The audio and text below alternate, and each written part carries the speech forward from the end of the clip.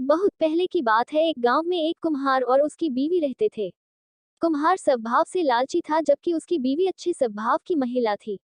कुम्हार मिट्टी के बर्तन बनाकर अपने घर का गुजारा चलाता था, लेकिन वह इससे संतुष्ट नहीं था, वह ज्यादा पैसे कमाना चाहता था।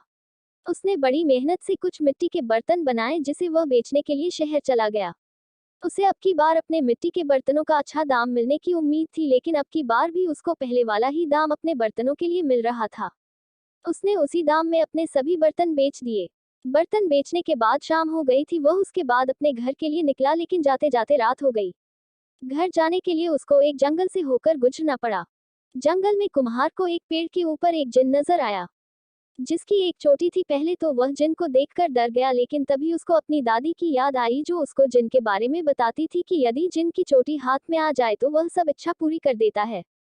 कुम्हार ने एक तरकीब सोची और जिन को बोला, मुझे एक परी मिली थी, वह एक जिन से शादी करना चाहती थी, लेकिन वह उसी जिन से शादी करेगी जिसकी एक हाथ लंबी चोटी हो।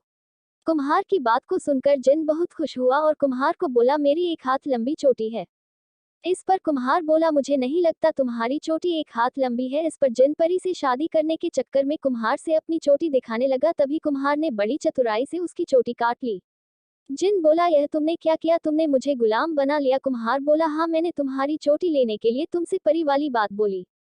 उसने कहा, अब तुम मेरी सारी इच्छा को पूरा कर दो। जिन ने बोला, आप हुक्म करो। कुम्हार बोला, तुम मेरे घर को बड़े आलीशान घर में बदल दो और मेरा घर जमींदार के घर के पास रख दो। जिन ने ऐसा ही किया, उसका घर जमींदार के घर के पास रख दिया और उसका घर जमींदार के घर से भी अच्छा हो गया। इसके बाद कुम्हार ने जिन को बोला, तुम मेरी बीवी को गहनों से भर दो और हमारे घर में बहुत से हीरे जवाहरात रख दो।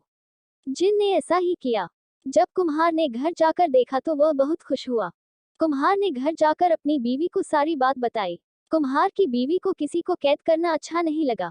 कुम्हार ने जिन की चोटी को एक घर के एक बर्तन के अंदर छुपा दिया। इसके बाद कुम्हार और उसकी बीवी के दिन पूरी तरह से बदल गए। जमींदार की बीवी और अन्य गांव की महिलाएं कुम्हार की बीवी के गहने देखने के लिए आने लगे।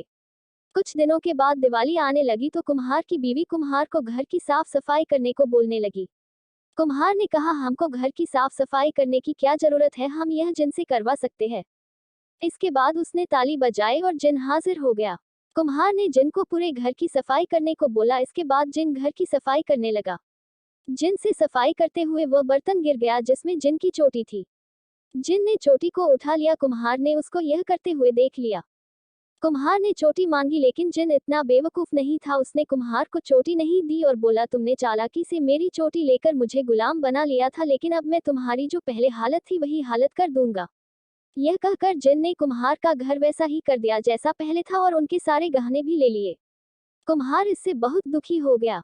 कुम्हार की बीवी बोली, आपके हाथ में बर्तन बनाने का हुनर है, आप फिर से बर्तन बनाइए। इसके बाद कुम्हार फिर से बर्तन बनाने लगा।